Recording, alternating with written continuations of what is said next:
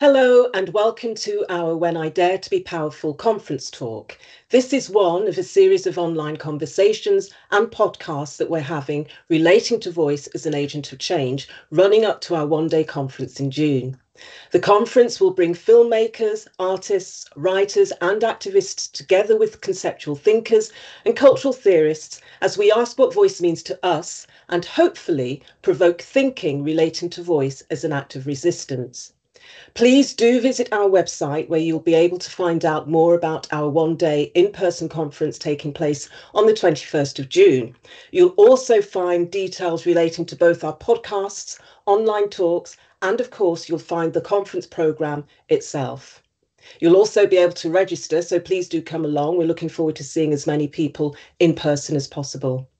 The link to our website is When I Dare to Be Powerful Conference, all one word, .wordpress.com. You'll also find the link on the Bonington website. Please note that tonight's event includes live automated closed captioning generated via Teams, and that this may include some mistakes.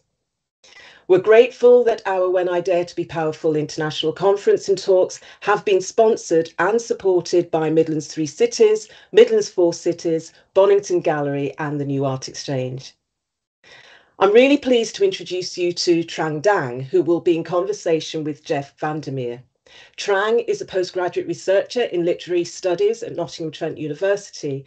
She was funded by a Nottingham Trent University studentship scheme and previously graduated from Oxford Brookes University with a BA and an MA in English literature. Her PhD project focuses on Jeff VanderMeer's weird fiction, exploring narratives of coexistence between humans and non-humans and the role of new weird novels in portraying the current climate crisis. Her main research interests are contemporary literature, climate fiction, sci-fi, critical theory, and continental philosophy. She has published on the topics of animal studies, American culture and politics, and the Anthropocene. Trang. Thanks very much, Patricia, for the introduction. Hello, everyone. I just want to extend a very warm welcome to those who will be watching this session because it will be recorded and so there'll be no Q&A. And as Patricia mentioned, the third speaker in our series of online talks is Jeff VanderMeer, and I'm so honoured and delighted to have him with us today. And thank you, Jeff, for agreeing to do an interview with me. And let me first introduce you to our audience. Jeff VanderMeer is an author, editor, and literary critic. He has been profiled by the New York Times, Audubon magazine, and The Guardian, in large part for his environmentalism and his exploration of the non-human world in his fiction. His New York Times best-selling Southern Red trilogy has been translated into over 35 languages. The first novel, Annihilation, won the Nebula Award and Shirley Jackson Award and was made into a film by Paramount in 2018. His most recent novel, Hummingbird Salamander, a finalist for the Shirley Jackson Award, interrogates the foundations of our modern world in an environmental context. His non-fiction about wildlife and nature has appeared in Orion magazine, Esquire, and the Los Angeles Times, amongst others. In January 2023, VanderMeer founded the Sunshine State Biodiversity Group, a non-profit devoted to rewilding, biodiversity education, and environmental journalism. He lives in Tallahassee, Florida, with his wife Anne, cat Neo, and a yard full of native plants. Called The Weird Throw by The New Yorker, Jeff frequently speaks about issues related to climate change and storytelling. And today he'll be talking about non-human voices. So just to start with the first question, I'm just thinking about the conference themes and the kind of primary definitions of voice as something produced by humans, coming from human. I'm just interested to know more about how do you define voice and non-human voice in particular. Well, it's interesting because in terms of voice, first of all, there's the voice that you bring to your writing, which is unique to you and usually an expression of your worldview. And so when you mention non-human, that's something that's been very specific to my voice as a writer and just intrinsic to it. It's not something I always think about necessarily. Obviously, I think about some of the experiments that I'm trying to do and things I'm trying to get across. But voice is something that is inherent to a writer and unique to an individual writer. And I think what I bring to it is this idea that the non-human is not voiceless. Even the New York Times did this experiment with plants that aren't getting enough water and indicated that they're making all kinds of sounds all the time. And I think one thing I've been trying to do in the fiction with regard to voice is to make readers see and then also basically hear the voices of what seems to be invisible in many ways or not heard. And so that's one reason why I keep pushing back on the idea of our five senses in general in my fiction, and trying to describe other senses because there's other ways of looking at the world. And recently I saw, speaking of kind of the voice of landscape, almost these infrared photographs of a place I know quite well, the St. Mark's Wildlife Refuge, and seeing them in infrared and seeing how an animal might view this landscape as opposed to a human is eye-opening, because it's breathtakingly beautiful in a very alien way. And so I think it's really important, especially in fiction, to be able to do something that, where you put that into the reader's mind directly, and maybe they viscerally experience it. And that's kind of what voice means to me. But then there's also the activism, the open activism voice of writing environmental novels and then being asked to speak on these topics directly. And so I've had to think about what it is I want to convey in that sphere as well, especially lately. Mm-hmm. Yeah. So just kind of looking at, so you mentioned how you sort of, talk about non-human voices, not just confined with our five senses, and obviously technology or camera and the infrared you mentioned kind of help you to see kind of the not quite invisible, but just things that we can't see. So do you think technology ultimately helped you to kind of understand and see non-human voices, the different ways, and then kind of you translate that into the fiction? It can. I would say that I have a healthy skepticism of technology, because we tend to rely on it overly much. And we also then tend to privilege human technology over what I would call organic technology of ecosystems and whatnot. So we wind up doing a lot of harm to the environment because we don't really see, as engineers, for example, even in North Florida, that there's already a karst sinkhole system that is creating drainage for stormwater, and then we basically pave that over and then put in a stormwater pond that is not an ecosystem, that holds pollutants and does half the work of the natural ecosystem. And I use that as a specific example of something, again, that is invisible, that is a kind of natural technology. And so I am kind of leery of relying on technology too much, but there are these moments when it can illuminate something and try to put you in a non-human perspective. But then I try to balance that quite a bit with just general and specific observation. So before rewilding in our yard, I had no idea that cardinals, for example, have one of the most sophisticated song series that you can possibly have. They have communications that are meant just for their mate, back and forth. They have communications meant for their chicks. They have communications that are meant for a larger flock. And these communications take radically different forms. And it's one reason why it's very difficult for me to tell when there's a cardinal singing or making sounds in the yard, because they have so many vocal, accompaniments, so to speak. And so once you realize that, and once you realize also that you can drill down to knowing an individual bird in the yard, that also changes your perspective on things like technology and the way that humans interact with the natural world, which is usually not to honor or respect the individual in the non-human world. So just dig a little bit deeper into your mention of observation and perspective.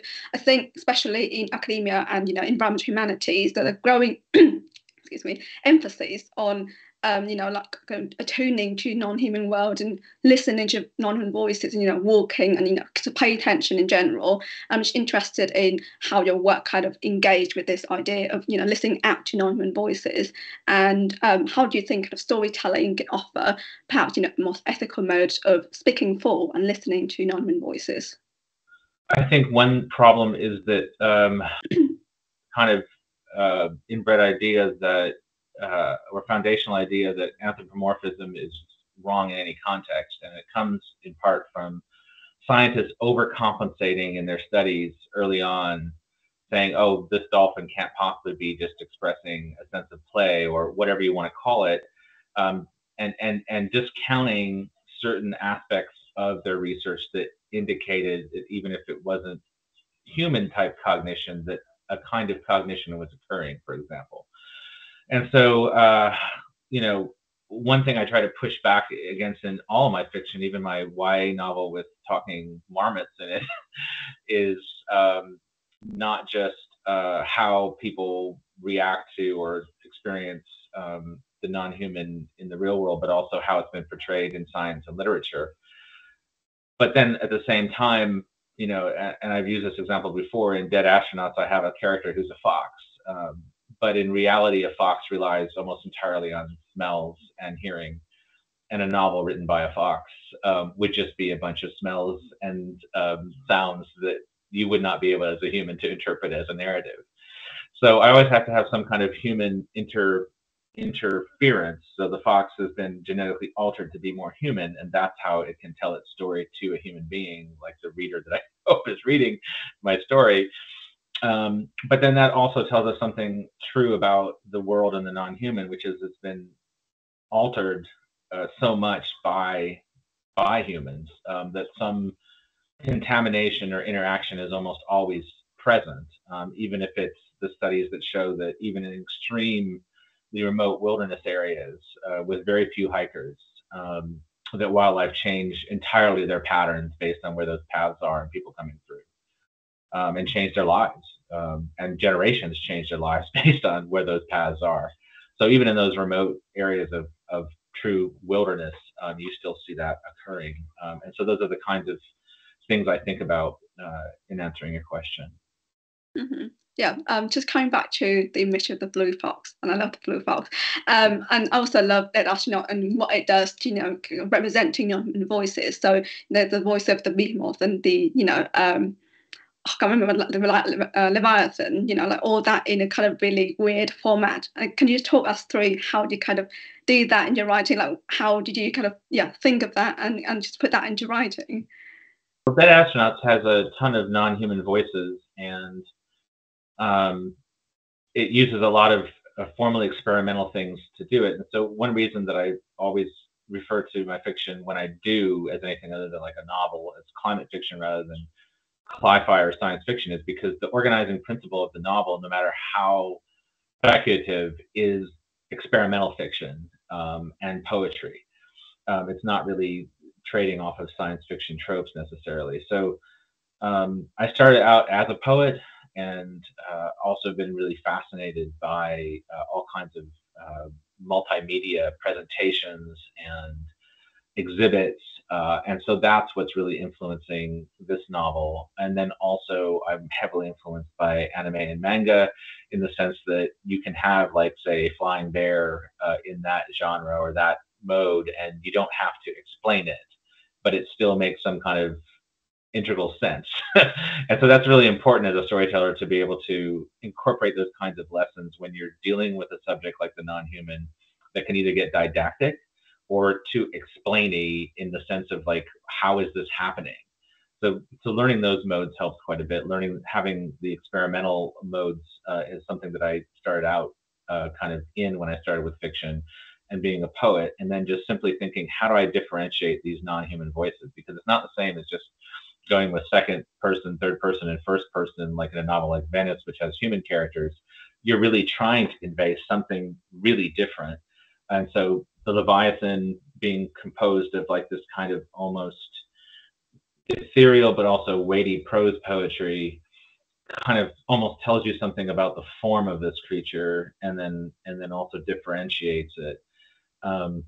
Having a character who's a murderous duck, which I think is probably my greatest creation, because most people think of ducks as being nice.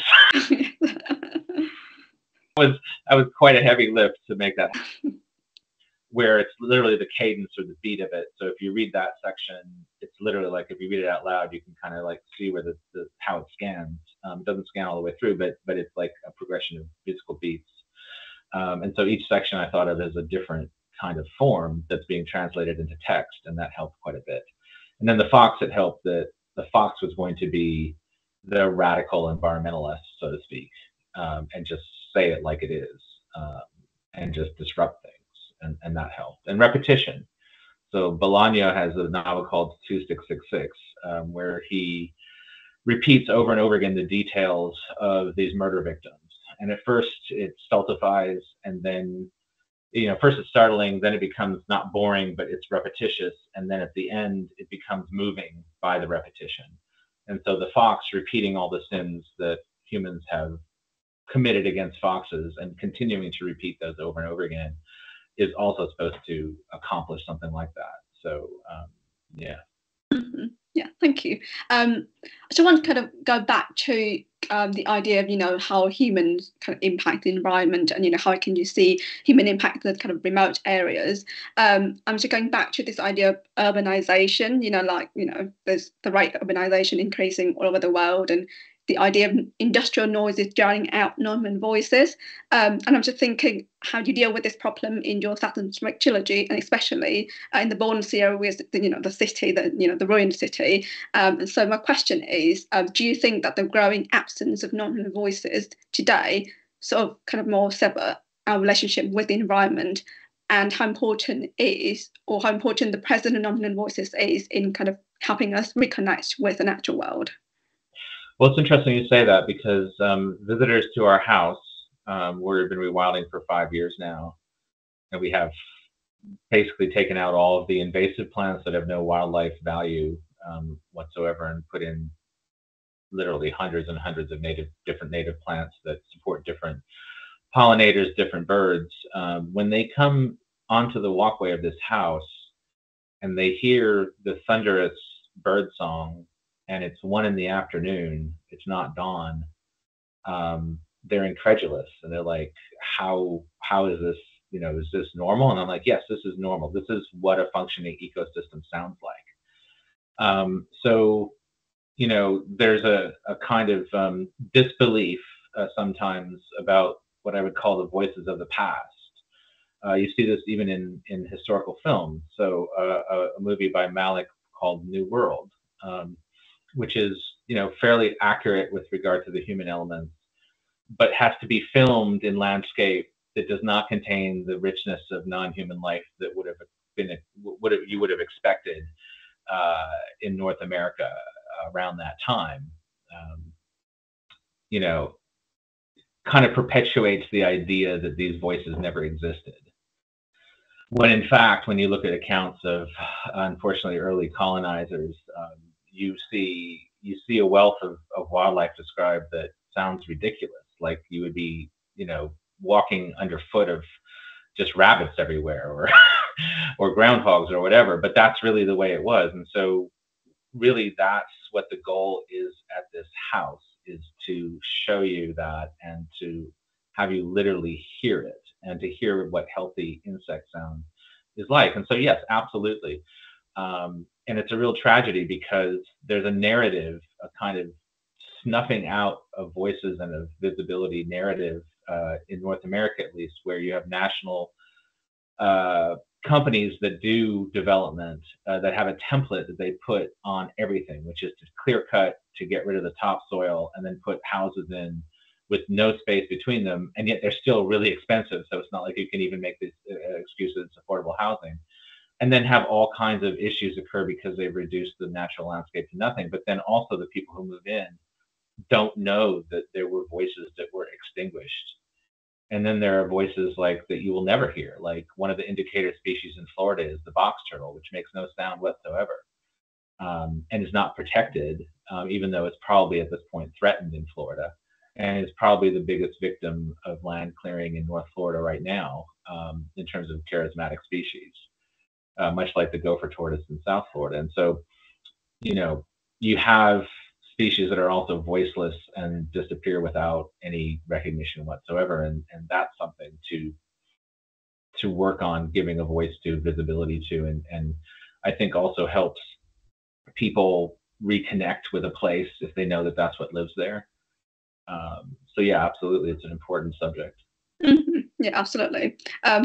No, but I just feel like it's worth mentioning that I went back to Vietnam in November, and I was saying there's a national park, and then more so they have the kind of conservation going on there with primates. And one morning woke up and just hearing gibbon sound, it was just surreal and it was really special. And I think it's important to kind of bring more attention to what the place as I said sounded like, in order to make people reconnect with what lives there. So yeah, I just want to talk a bit about resistance and activism, because that's also one of our conference themes. And I think we don't often really attribute that kind of thing, activism and resistance, to non-humans, seeing humans kind of, just making an impact on the environment and everything. But I can see that you push past the idea in your Sunday trilogy, and especially in Dead Astronaut. I just wonder if you could comment on the process of foregrounding this kind of non-human resistance and activism in your work, and what sort of messages do you want to get across when doing this? Well, I think part of it is that the natural world, the non-human world, is actually extremely resilient. It's not actually fragile. If you look at what's actually arrayed against the non-human world right now, it's amazing we have any wilderness left at all, that we have any animals, because of the number of pollutants, the various threats to habitat. So one myth I try to explode is this idea of nature being fragile. And it's actually kind of terrifying, because what it means is that we are done much more damage than you can possibly imagine.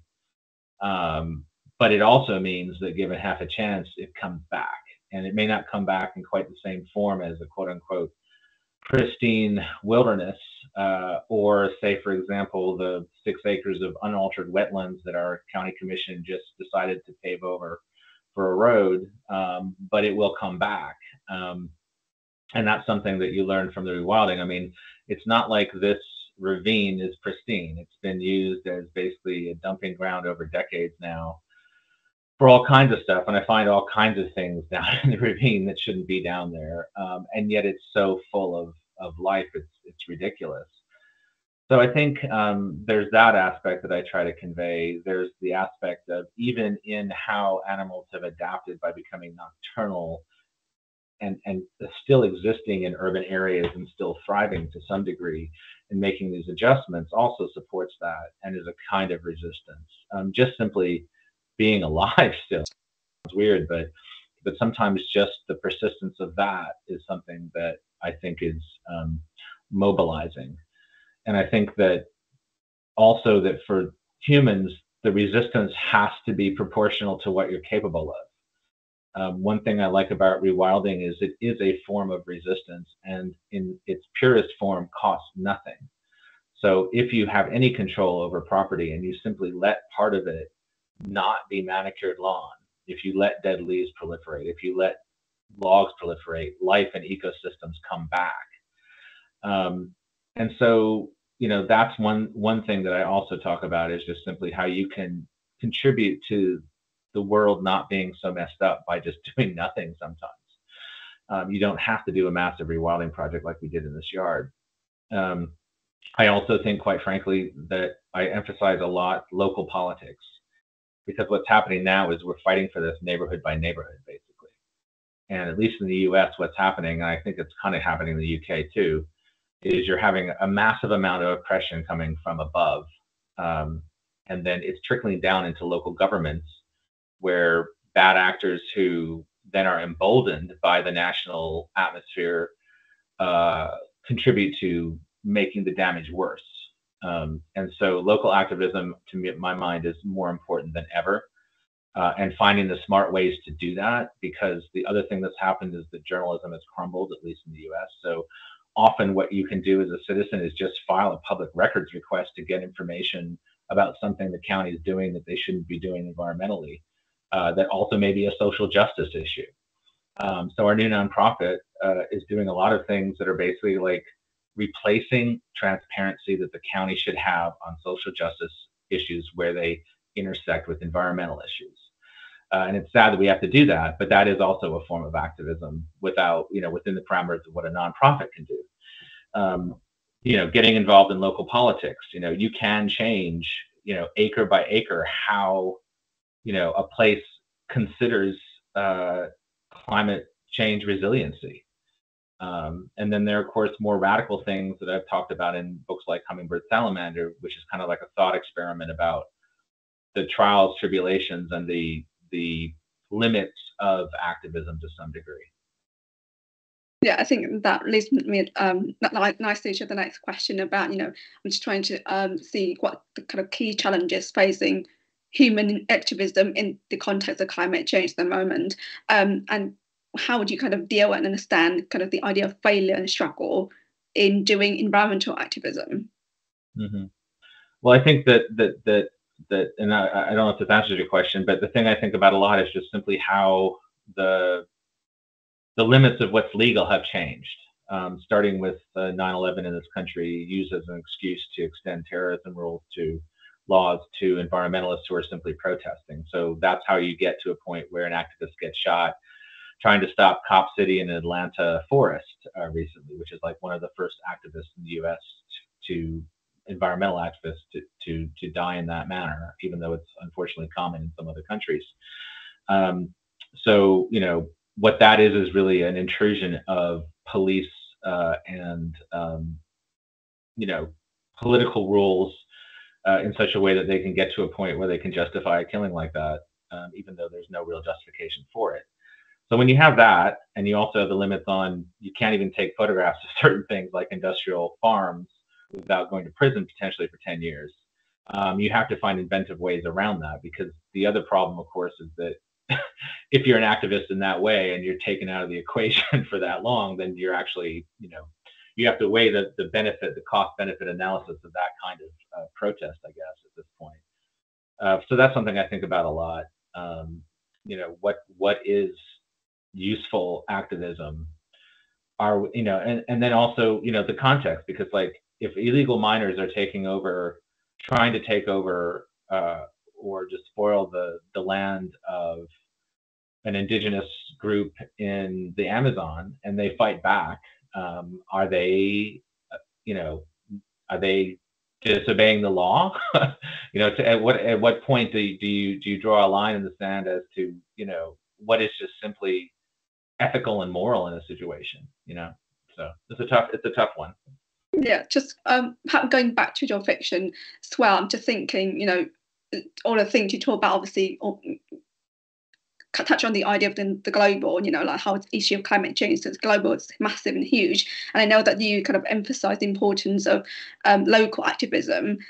So how would you kind of balance that kind of, the local and the global, and how would you kind of encourage people to care more about the environmental work, kind of looking at the lens of, locality and globality without feeling paralyzed about, what they can do? I think you have to find something on a small level that anchors you every week or every day, if possible. And so that's another reason why I go back to rewilding, because I think that, at least, and everyone has to find their thing that keeps them unfrozen. For me, it's simply working in the yard almost every day. It's being surrounded by the wildlife. Now, not everybody has that, but I've heard from people who get that same feeling from having a pot of wildflowers on their balcony in a rented apartment in Atlanta, where they see a hummingbird on its migration to South America actually use those flowers.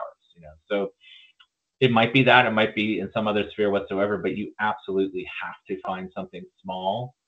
The other thing I would say is that in helping wildlife, it's important to think about the time frame.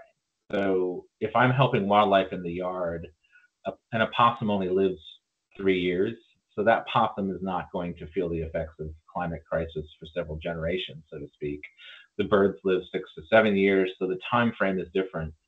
And I think that's important to realize, because sometimes people look at a habitat or a place and they're like, is this going to even be around in 20 years? And it's like, well, it's around right now, and it's helping these organisms that are going to hopefully lead fruitful and fulfilling lives during this span. And you cannot predict the rest of the future, but you can control this moment. You can put out fresh water. You can put out birdseed if it's something that's useful for your area. You can put out, a fruit tree that's useful to the raccoons, for example, that sort of thing. And that's also why I say local politics can be useful. It can be frustrating, but it is something where you may have more control. And then I just balance it with messaging that's more national or international. Even with the nonprofit things, we will have infographics that are for local use, but then also repurposed for a wider audience about things with regard to like box turtles and things. So multi-purposing that stuff helps too. Mm-hmm. Yeah, absolutely. And I want to return to this topic of non-human voices and also your non-fiction work. And I know you've written a lot on, issues around climate change and storytelling, but in a kind of non-fiction setting.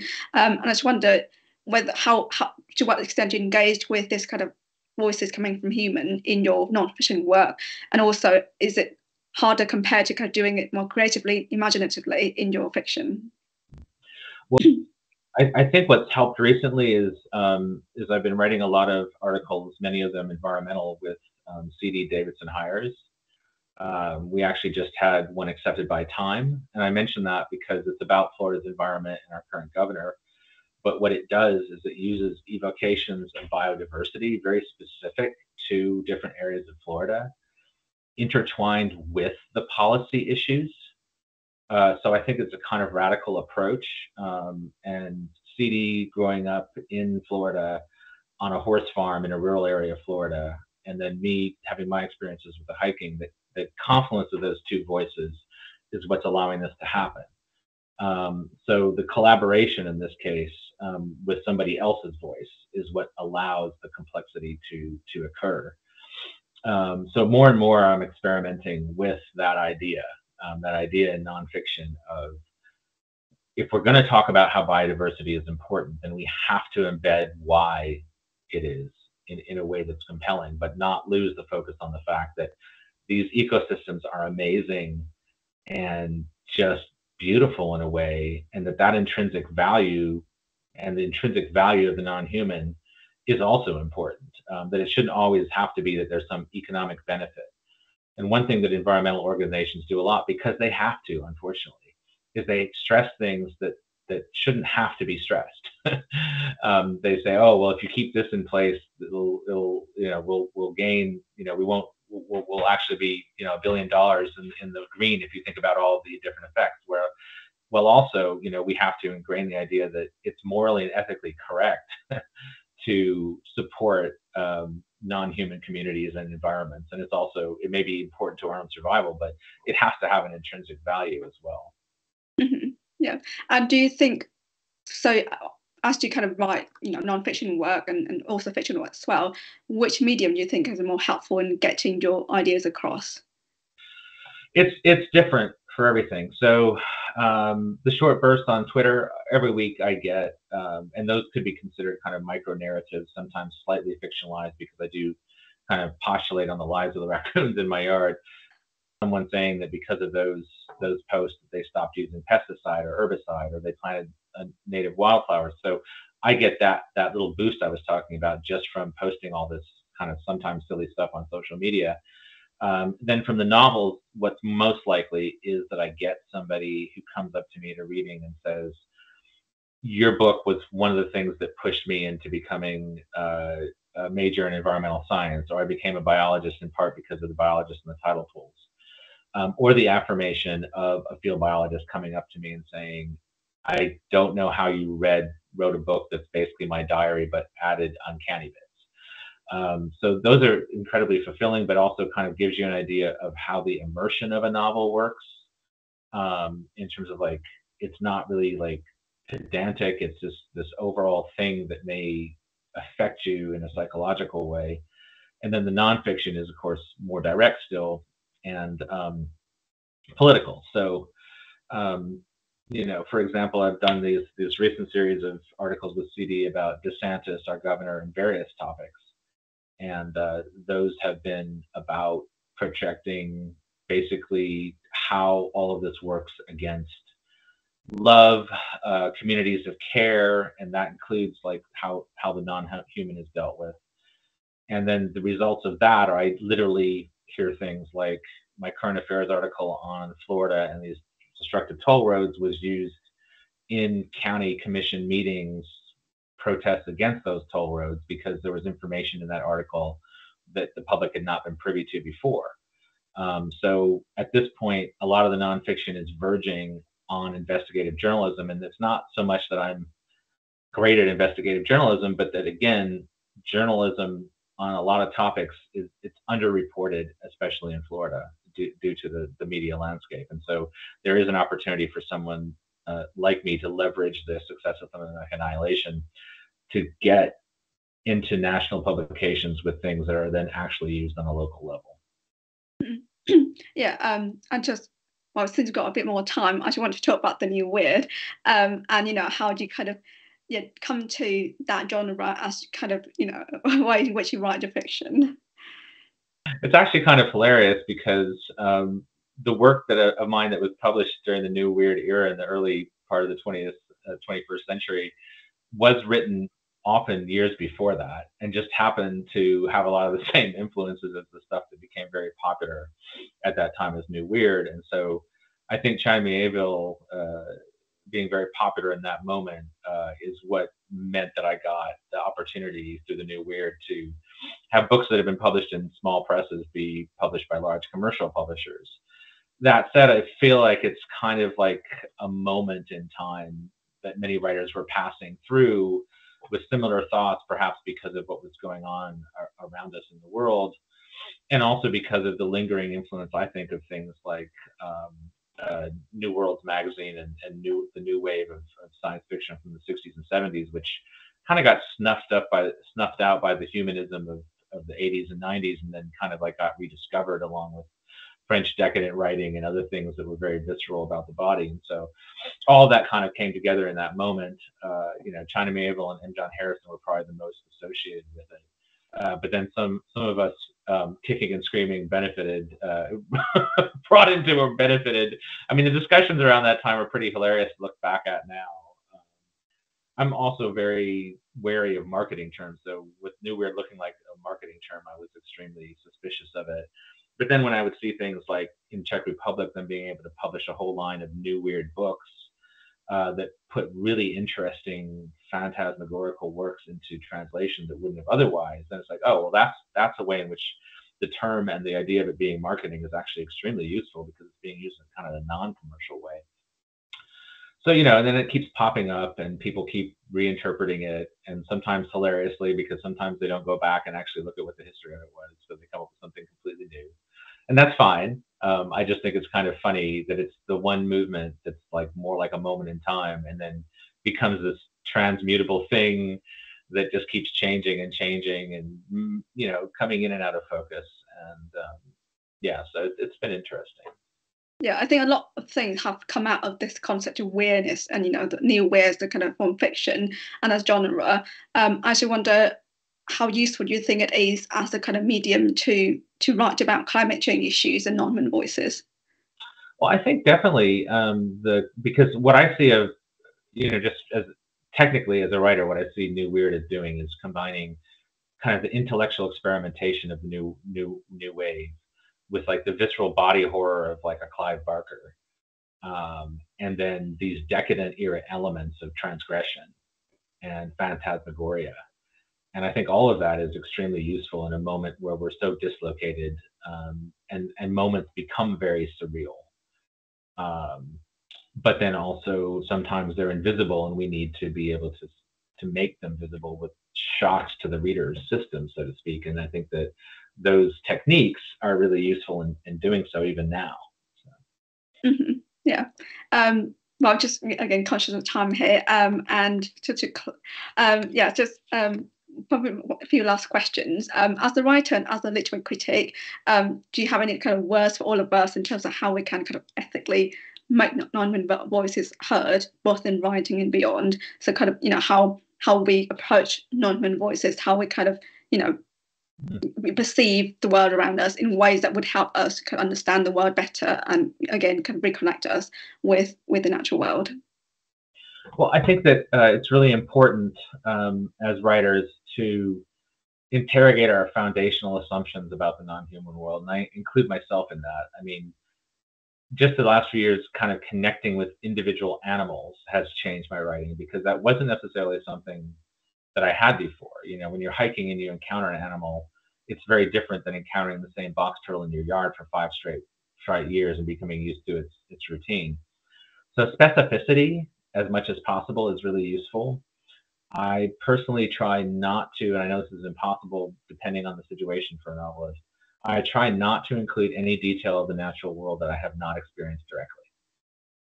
So I'm doing a series of novels set in a ravine that opens up into kind of other areas of the world, and I am actually doing what I would call tactile research trips to actually have the experience of those other places, in terms of like literally like what's in a ravine in that place and what it feels like to be there. So that's important. I think, you know, not buying into a Disney version of anthropomorphizing, trying to show the voice, but not in a normal, usual way. I find way too many novelists also think of animals as being like the backdrop, like part of the setting. And I think that those are all often missed opportunities. So one thing that I say to beginning writers when I encounter an animal that's being used in the background is I say, is this actually something that should be emphasized more? And if it's in the background, should it be more like an actor in the backdrop of a scene, still acting, still doing what it's supposed to be doing, rather than just simply inert? And I think that's important too, is just thinking of there are all these characters in the backdrop when you're writing about animals and they're not the main characters. And what are they doing? What's their narrative? So in Born, for example, where there is no fox point of view, if you string together all the scenes with the little foxes in the background, they are still doing, there's still a narrative there that's just around what they're doing in the backdrop of the scene. Absolutely. And could talk to kind of, you know, look at the topic of anthropomorphism. Is there a possibility for kind of a kind of non-anthropocentric anthropomorphism? Because obviously you talk about, you know, how your voice come forward, even when you talk about the blue fox or when you try to, you know, describe anonymous voices.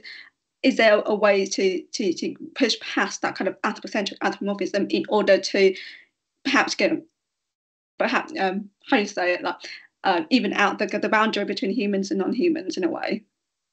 Yeah, no, I think there is, and it's something you keep pushing. I keep pushing against, but the problem is that at a certain point you're out there on a ledge where you begin to make no sense to a reader. And so I would say that, you know, Dead Astronauts is about as far as I can push that. That doesn't mean other things don't exist, but they may not exist in the realm of the novel. They may exist in multimedia. They may exist in other areas. And so I would also just caution that I don't know that the novel is always the best form in which to engage with the non-human. That if we're going to talk about voices, then maybe we need the voices, for example. And so that's why I started studying a lot of multimedia stuff about the environment and the non-human to kind of try to translate what I can back into my fiction. And also, you know, there is this tension. I know, you know, like some writers who have written bestsellers have openly grappled with this, bestsellers that are, you know, novels about climate change, like The Water Knife, about I'm trying to write something more commercial because I want the most number of people to be influenced by it. So that's the trade-off too. I was very lucky that Dead Astronauts did as very well for an experimental novel. I mean, my publisher found a great way to publish it, but in theory, I was limiting the effect of whatever message is in there by using experimental forms, which is why there's kind of the counterbalance of Hummingbird Salamander, which is more of a commercial thriller, just because I found a natural art form that made sense for it, or a structure. But that's also always, as a novelist, what you're kind of balancing, looking at the different projects you're doing. You can't change a project to kind of like appeal to more readers unless you're really pandering. But you can choose some projects that are more just naturally more commercial and going to reach more readers, and some that may not, but are actually more true to what you're trying to portray about the non-human. And so my hope is simply that maybe some novelists will read Dead Astronauts and say, this is not pushing the envelope enough. and they'll find a way to do it. And they may already have done it. I just haven't read it. So. Yeah. Do you think you would collaborate with someone perhaps who's, kind of trained in multimedia projects and research in order to perhaps, produce something that is more kind of beyond the novel, beyond the fiction? I absolutely would, given the opportunity. I absolutely would do that. Mm-hmm. Questions asked. So. Yeah. I think just to close our session, I'm just going to ask one last question. What are you working on at the moment, and what books inspired you to and what are you working on?